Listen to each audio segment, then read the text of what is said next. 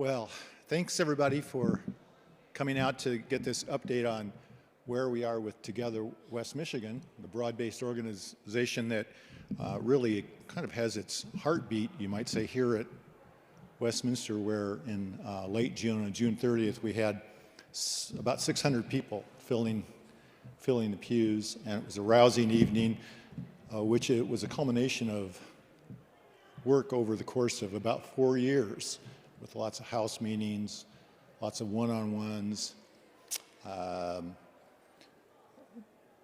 meeting after meeting after meeting to try to knit together this organization that now has 21 members and is getting ready in February and March to vote on some proposals for the betterment of our greater Grand Rapids community. So we thought we'd just, I will just give kind of an overview of where the whole organization stands, and then I will, I think, is Laurel Shantz here? She and I are going to talk about the housing team, and then we'll turn it over to others who are members of the other teams, and we are represented here at Westminster on all of the 6 teams. So let me just give an update of the overall organization. We go by the mantra of organized people and organized money, because we know that we can't make effective change or be a player in a city commission or county commission or with a big hospital system or any big entity unless we ourselves have power, which is a word that a lot of people shirk from, but we embrace.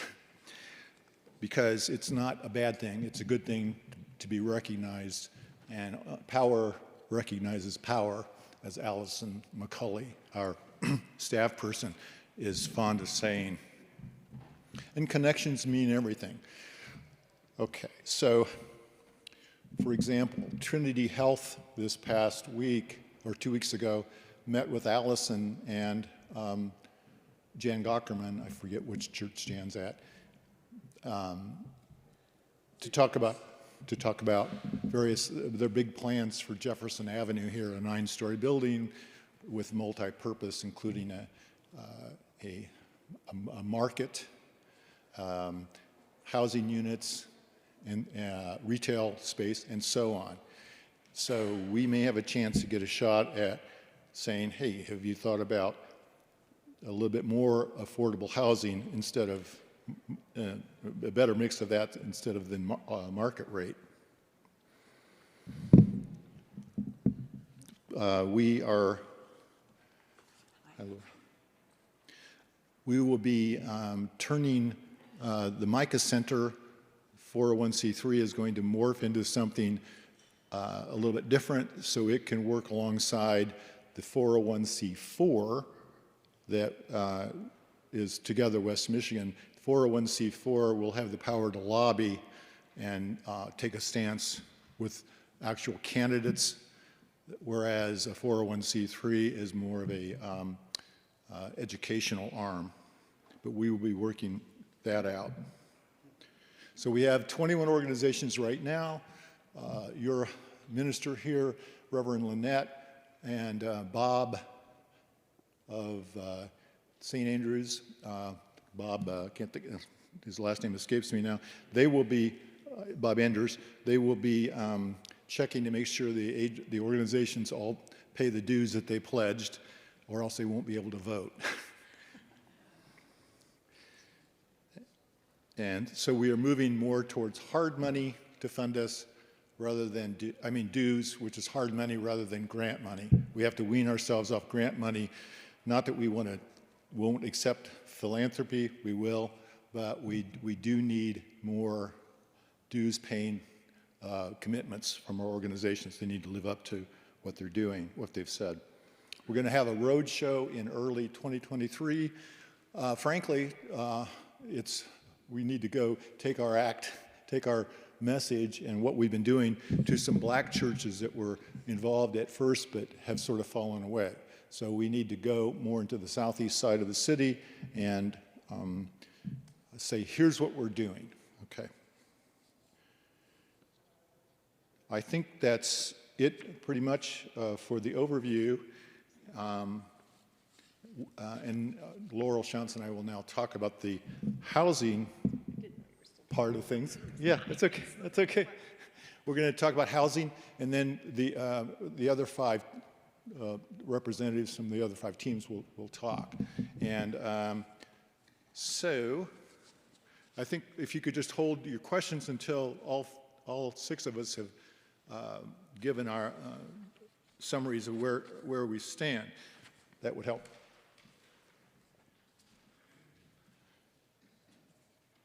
So in Grand Rapids, I think this figure is for Kent County and Kent and Ottawa counties. I think I've heard that there's a study saying that there are 37,000 housing units that are going to be needed in about 2 years. So there's a great shortage now, and that shortage will grow. And we've all heard the stories on the news about the impossibility sometimes of people, especially young people, getting housing, but it goes up the age ranks to much older people who are having trouble with housing. We have had meetings since the big rally here. We've had a dozen meetings with our housing committee, and I'll just tell you the list quickly with the organizations. Housing Next, the Chamber of Commerce and Housing Next. These were separate meetings. Dwelling Place, AYA Youth Collective, Well House, Mel Trotter Ministries, Grand Rapids Housing Commission, Family Promise, Kent Habitat for Humanity, ICCF Community Homes.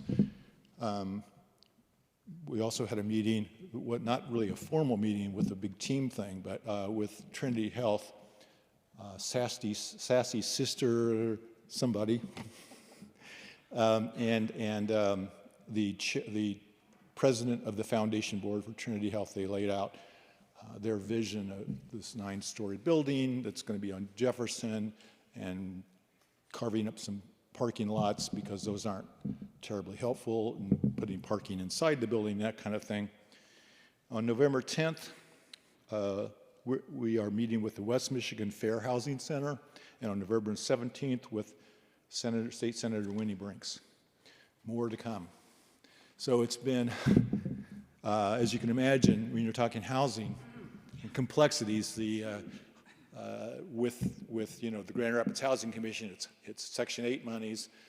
With ICCF Community Homes, it's philanthropy and working with churches, looking for, maybe there's an empty manse, or maybe there's empty green space by this church. Maybe the church itself is going out of business and has heart for moving its ministry into turning turning a church building into housing. So those are some of the things we're talking about.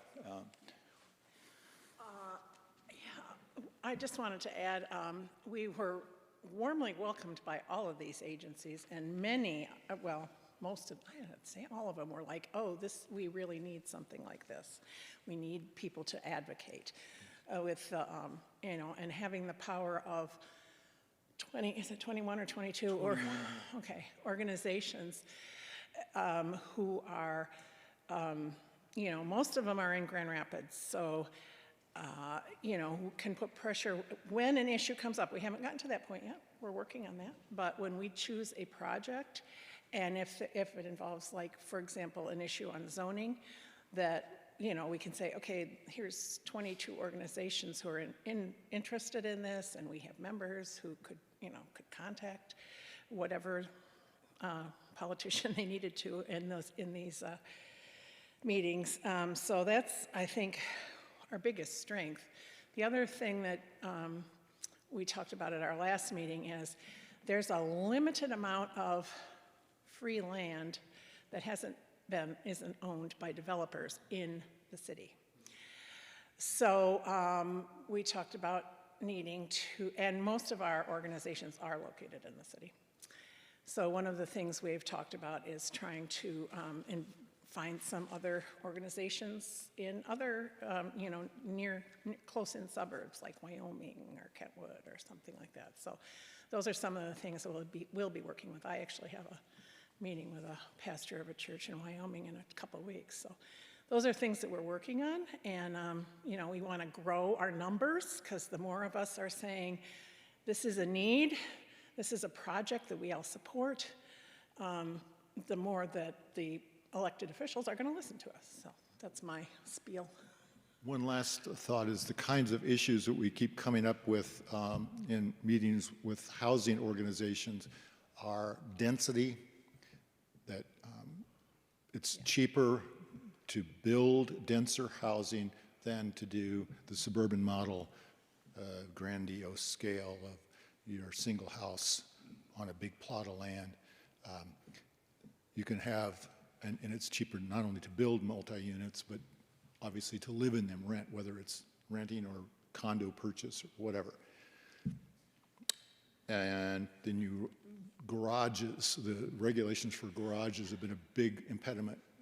I know to Habitat for Humanity, Bev Thiel, who said she's learned more in these meetings because she's part of our housing team. So she's wearing two hats. She's the director of Habitat, but she's also taking part in these meetings. And she said she's learned more about the housing landscape and being part of these TWM meetings than she knew before in her 3 years at Harbor Habitat. And so, of course, we got NIMBY, not in my backyard. We're obviously anticipating whatever proposal we come up with, you know, we're going to have to deal with entrenched interest. It's always been this way, kind of thing. So anyway, yeah, Doug.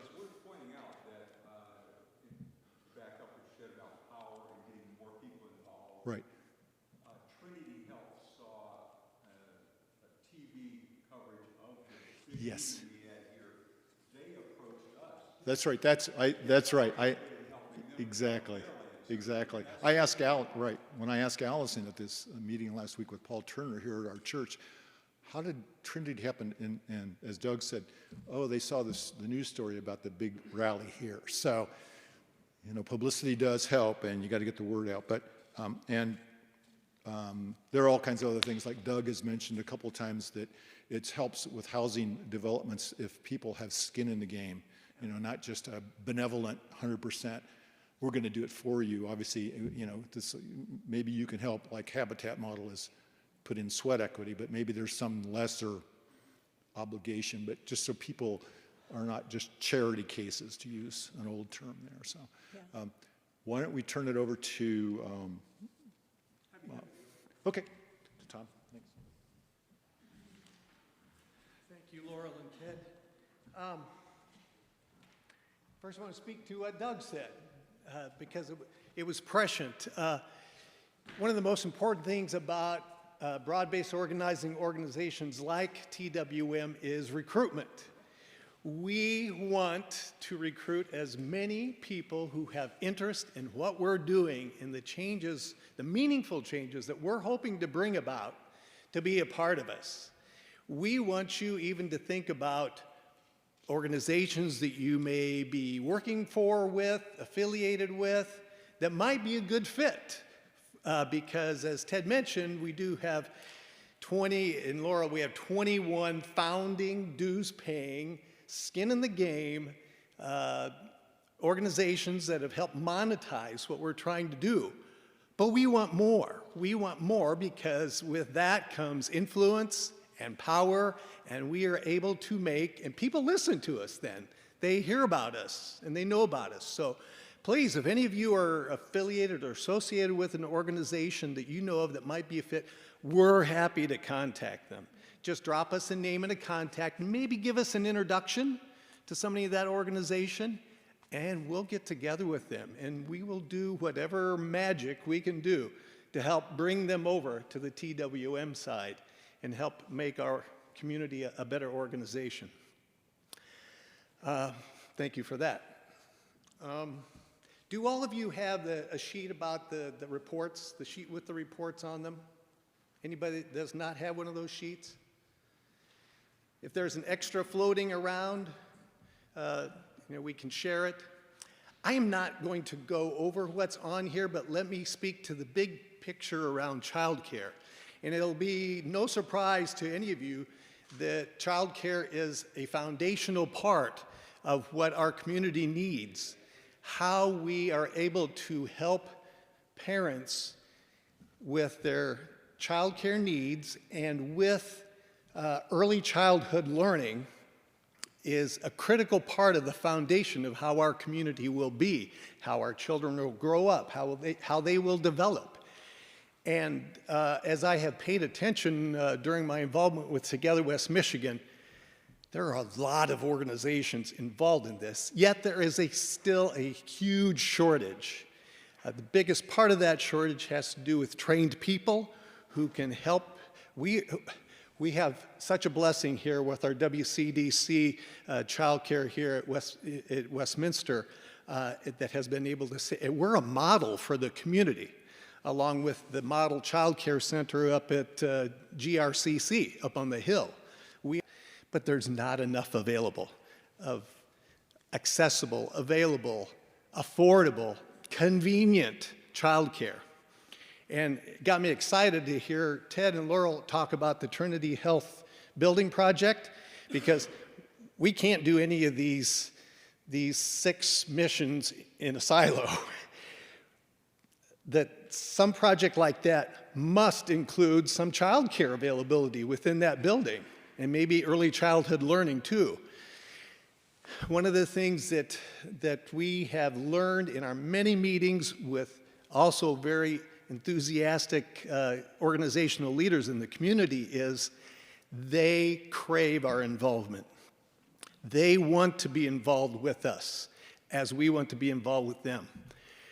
But things are complex. It's like a big jigsaw puzzle of all these organizations that are involved in the different ways of providing childcare. Everything from a mom and pop doing 3 or 4 children in their home to large places like WCDC. And so we have to find a way to embrace all of that diversity, understand it, and help put the jigsaw puzzle pieces together to find out how we can have the biggest influence. That's one of the big tricks of what we're trying to do, is in the big learnings, I shouldn't say tricks. That's the research learnings that we're all going through to try and make a difference. So if you have interest in us, first of all, think about other organizations that can come and be a part of us. Think of how you might be involved, neighbors, friends. Pray for TWM and the work that's being done. Our child care team is headed up by Megan Cottrell, who I don't know, is a young mother with young children and work interests, how she pulls it off, but she has amazingly led us through all of our research learnings and our gatherings. And she is fabulous. And I've gone too long, but let me share one serendipity with you. I got up at 6 this morning. We're watching our 2-year-old grandson for the week while his parents are getting a little break. And I turned on Wood Radio, and there's a program on there that has a woman presenting from the W.K. Kellogg Foundation and another woman presenting from the Johnson Center for Philanthropy at Grand Valley State University, talking about childcare and the childcare needs and early childhood learning. And there it was, and I learned a lot just from listening to the two of them. They mentioned a study that has gone on, I think they said longitudinally, for almost 50 years that the W.K. Kellogg Foundation had done. Neighborhoods of Focus, so if you have interest in it, Google Neighborhoods of Focus, Grand Valley State University, and you can see some of that information. But we believe that childcare is foundational, and it will ripple up to all these other needs, including poverty and safety and housing and all the ways that we can help improve the vitality of our community. Thanks.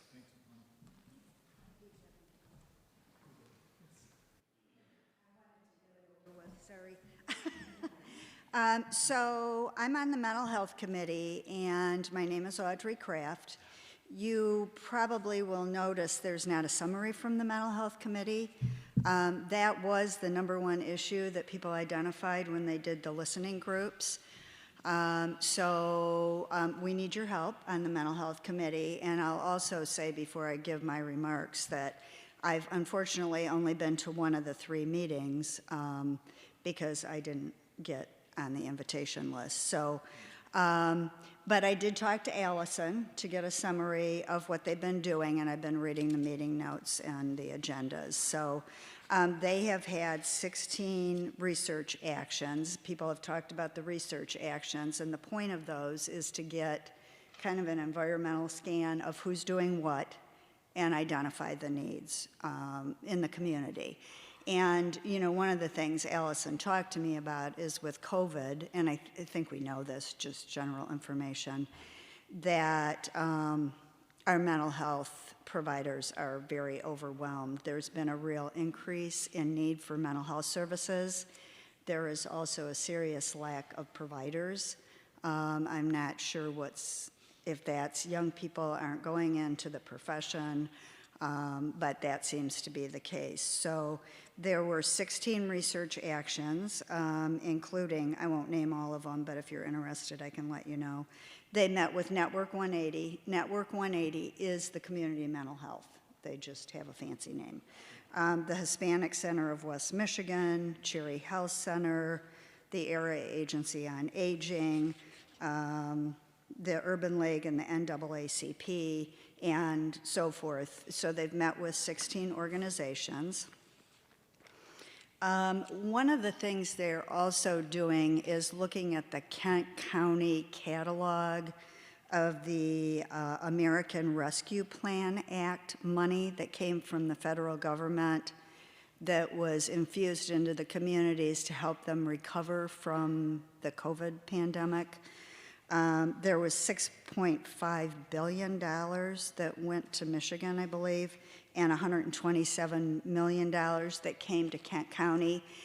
Those monies, I understand, have been given out, but they were looking for groups that might have made proposals for mental health, and I think they're probably still in that process. The other thing they've done, Spectrum Health has established something called the Blue Envelope Project.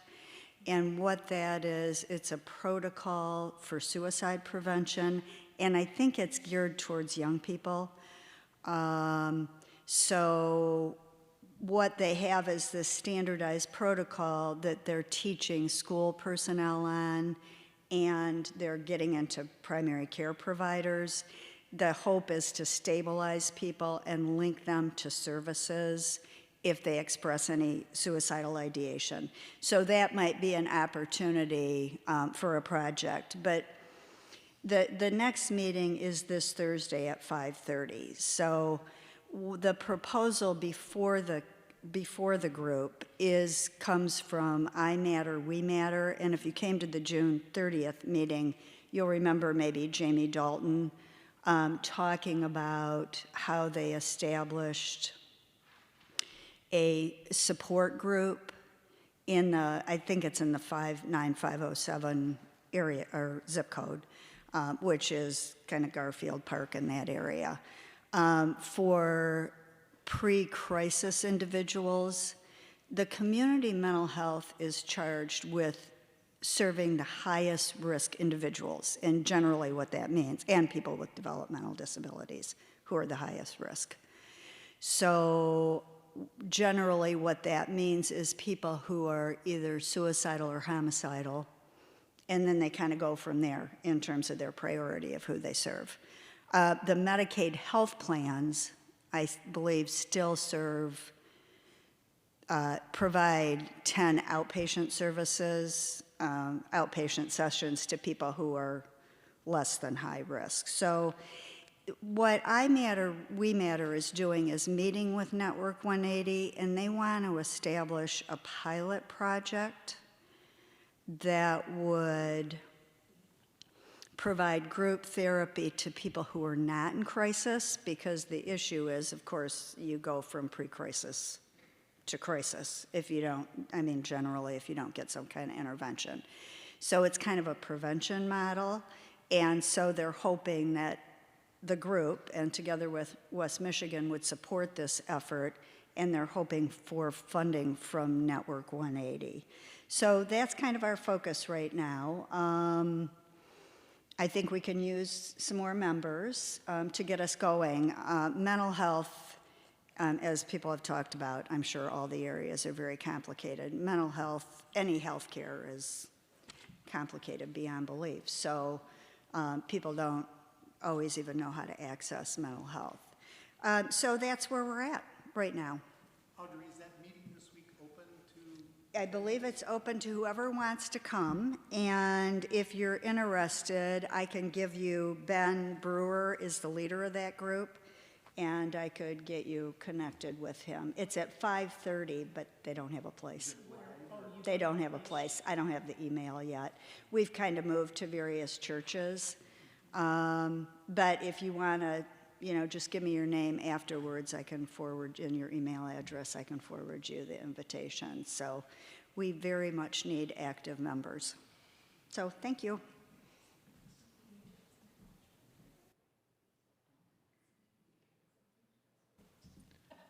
Aaron is going to talk about the public safety team. Hello, I'm Erin Mohawk. I'm on the public safety team, and when we talk about complicated issues, they're all complicated, and that's a wide thing. What is safety? So we kind of got together, and when we talk about research action, when we first formed, it was kind of targeting. For those that don't know research, who do we need to talk to? Let's set up some meetings. Who are on the ground floor? Because people are doing work, right? In Grand Rapids and Together West Michigan, and where do we see that support? And it was kind of learning too. So different members, we did some city commissioners, specifically the 1st Ward, 2nd and 3rd Ward. We met with leaders of churches. There's Jerry Bishop of Life Quest Church, Oakdale Park. There's a program called Cure Violence. I won't go all into it, but you can Google it. It's a national program that then the Grand Rapids brought here in Grand Rapids, the leaders of Cure Violence. We also talked to Brandon Davis, who is leading, it's the Office of Oversight and Public Accountability, which you can Google that too. That's a city program kind of looking for transparency and holding the police department accountable. So as we started talking, I think we were talking about safety and kind of what that looks, and we were kind of looking at, police relations, the police department, and the community relations. But as we dug a little bit deeper, over and over and over and over again, and we're gun violence, right? And I think we've seen an increase. Over and over again, we asked people what would be your wish list, that they'd have a community center to service young people on every corner.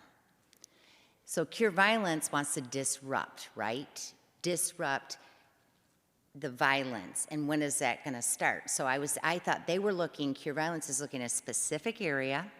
They're looking at a specific age group. And I thought that age group would be, 18 to 24, 14 and 15-year-olds. In fact, they said we need to disrupt earlier. 8-year-olds, 9-year-olds.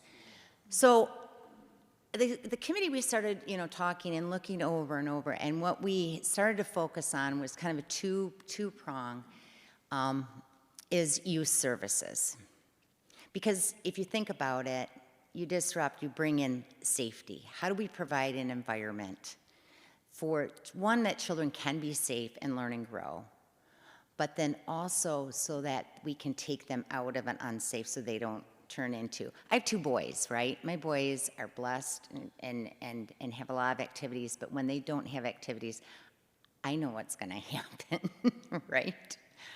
So where we're focused right now is 2-pronged. So what we decided to do was, we also noticed from talking to neighbors is we need to have youth services that's also accessible, right? Walking distance, biking distance. We need it so that people are informed where this is. We need to have quality programs. It's huge. So what we decided to do was take a specific area. We're focusing on the zip code of 49507, and we're actually even going further, breaking it down. And now we're going to the neighborhood associations, talking and working with them. Garfield Park Neighborhood Association, Boston Square, and then Madison. And we're just gonna go sit with them and go, what is around here? Because the neighbors know. What is working? Where do you see a need that needs to be filled? And, you know, is this accessible? And what we thought, we're not gonna sit there and go, we're gonna give this to you, but we wanted to talk to them and start mapping out where these services are. And then we can bring it to them and go, because a lot of them, they say, what we said, that's that disconnect. Oh, or Garfield Park might go, oh, I didn't realize there was a Gold's Gym down on Kalamazoo. So that's kind of what we're doing right now, is kind of going into the neighborhood association, sitting down and saying, tell us what's available. We'll kind of map it out for you. And then everyone, and they're like, yeah, that'd be great. So then you can kind of see the holes. At the same point, we still are talking about community and police relations. Going back to the neighborhood again, we've been hearing, and when we talk with the chief of police, who's very accessible, to ask certain questions, and you can ask these questions too if there's panels around, what's going on with community policing. It's hard because there's a lot because of their shifts, but I think neighborhoods are looking for that.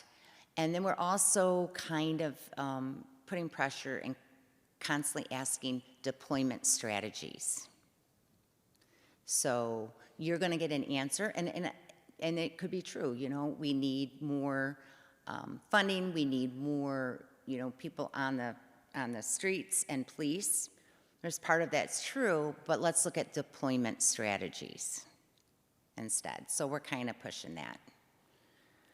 And that's it for now. I will say for CrossLab, when we were talking about housing, and like I was saying, and for mental health, one of the things about housing, and we got to ask about, and we're also looking where these funds, this catalog, the Kent County, the funds that were given to us, to Kent County, we are also looking at people that did proposals specifically for youth services, to link up with them, to say, hey, where do you see a need?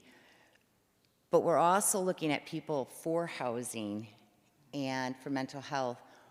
If you are going to build something new, or if you're going to take a school, because schools are closing, and you're going to turn that into housing, or what are you going to do with that? Keep those gyms. Because those schools are on corners. These schools are in neighborhoods where they're walking. And then keep that, so you cannot say, well, we don't have a place for youth services.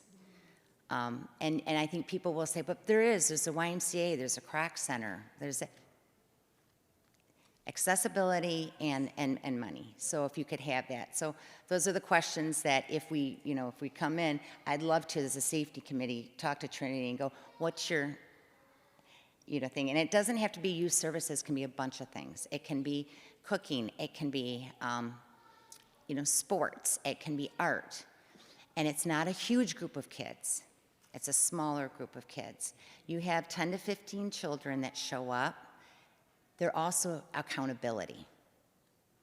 And these kids need to, one, be held accountable, but they also need to know that someone cares and will hold them accountable. And they also need to know that they have so much potential. And we want them to be an active part of our community. All right, that's my youth safety spiel.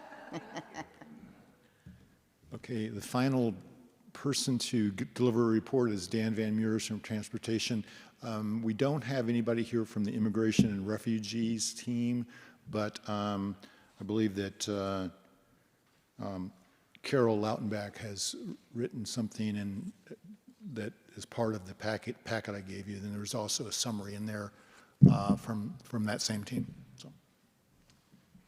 I'm Dan Van Meurs. I was going to say good morning, but I think we're after 12 noon, so I'll make this quick. Okay. So I'm on the Transportation Subcommittee. We had 6 meetings so far, starting in the middle of the summer.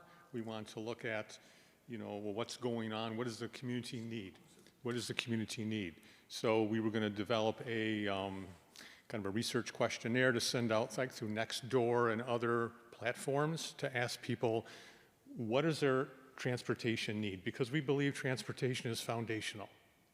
If you can't get to the rec center, if you can't get to childcare, if you can't get to school, if you can't get to your doctor's appointment, okay, those are all important things, but if you can't get there, services aren't rendered.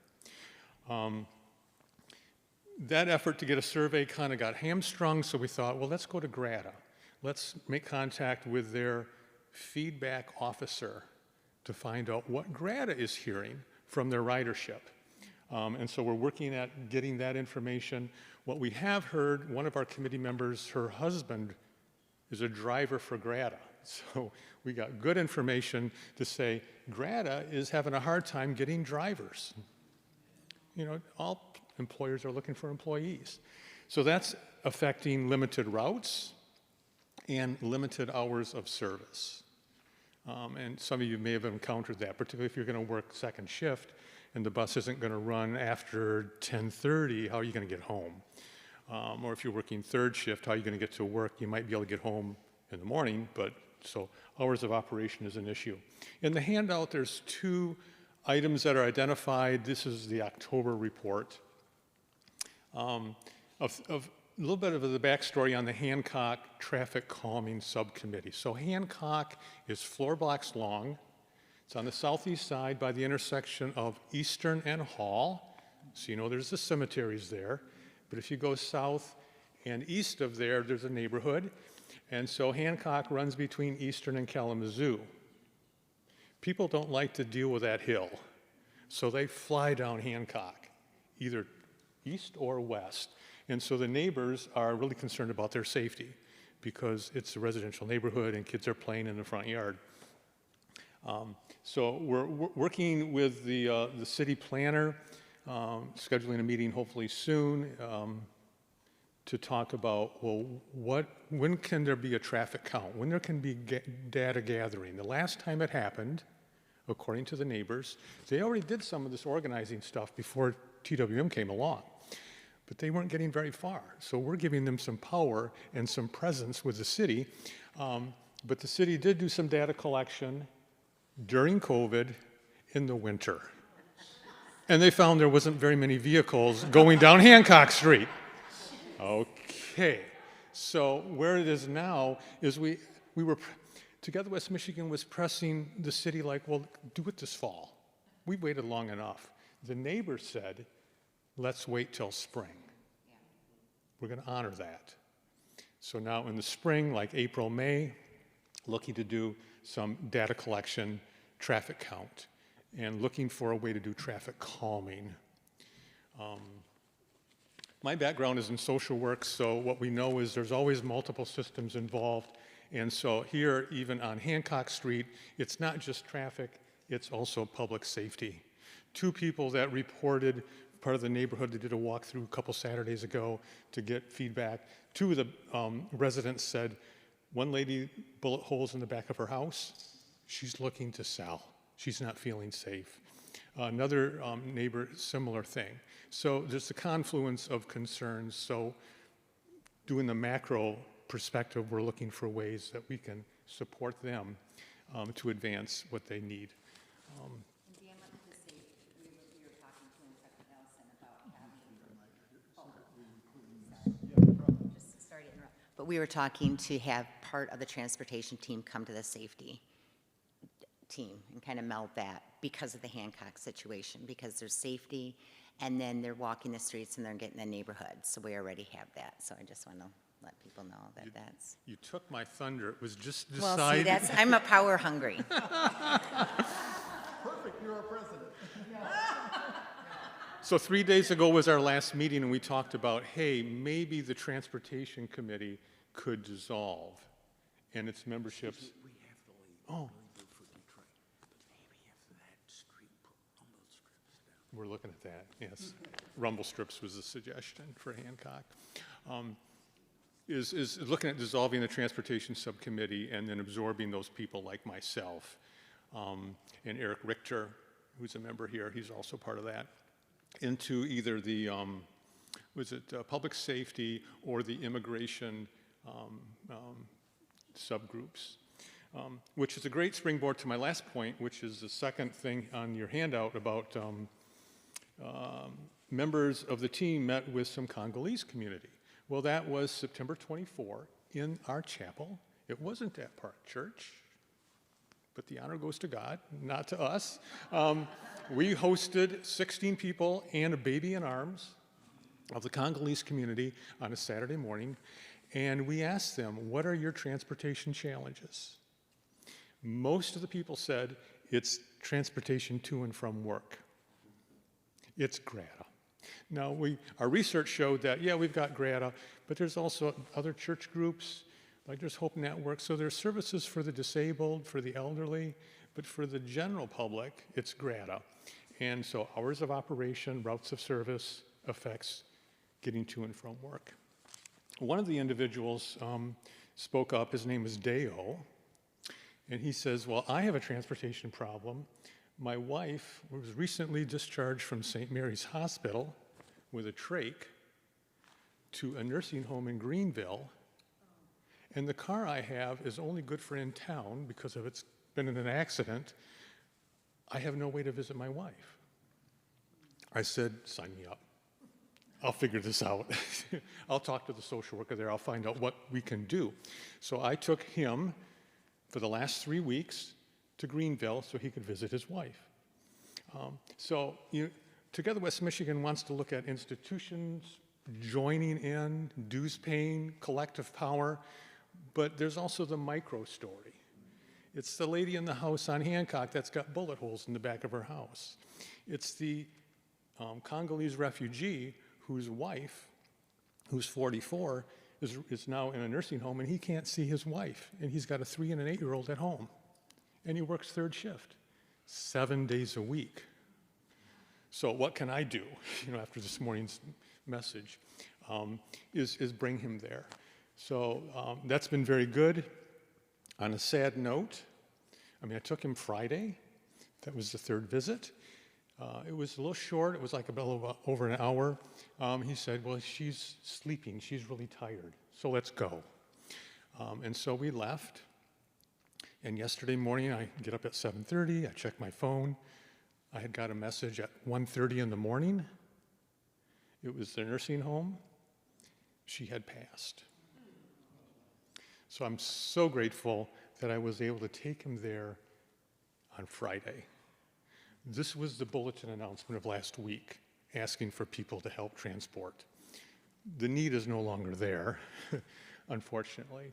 But now it's, how else can we support?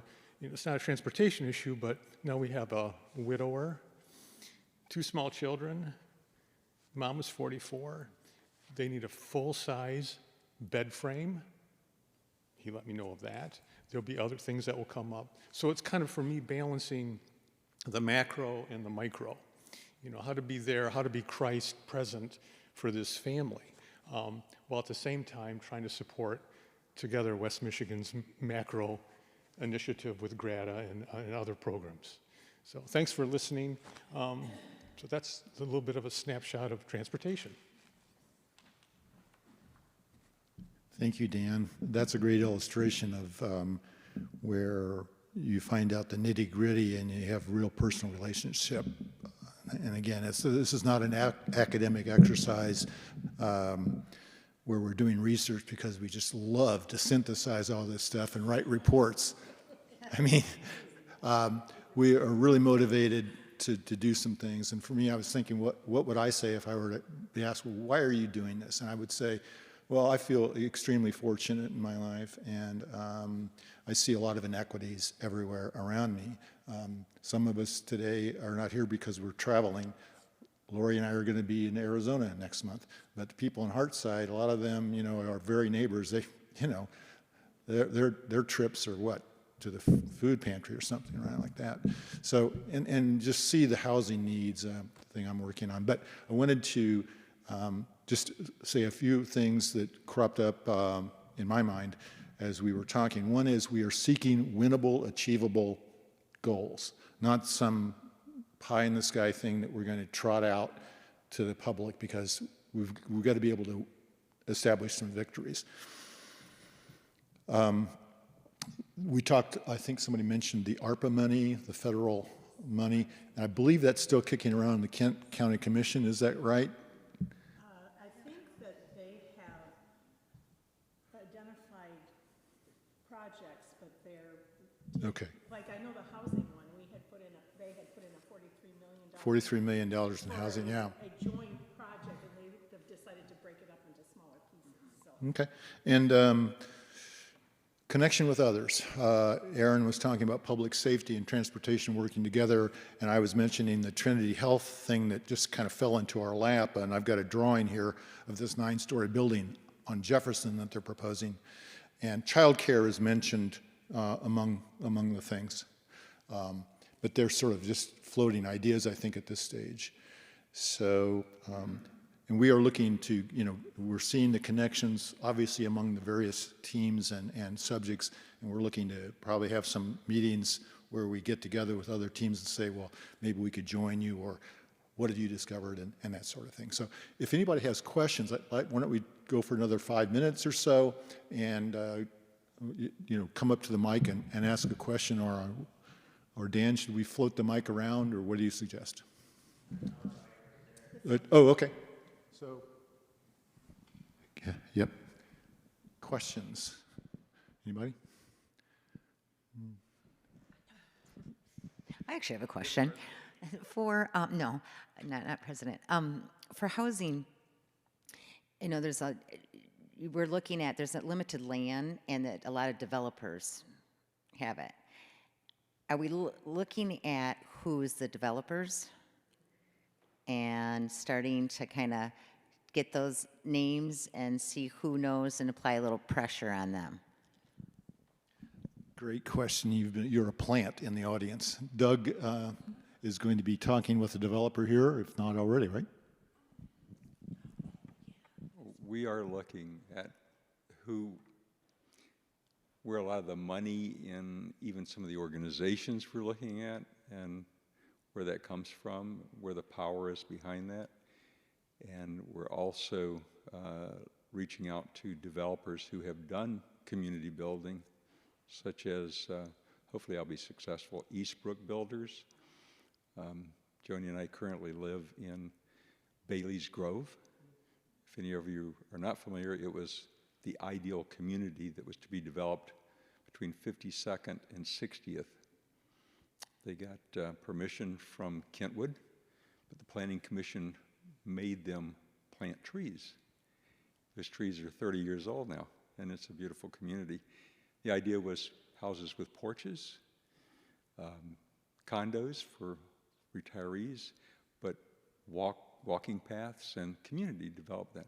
So we're looking at how do we find new ways to develop community projects where you have various forms of housing and then some of the services that have been mentioned here as a joint project. But we're looking to get ideas from current developers or those that have tried to do it in the past.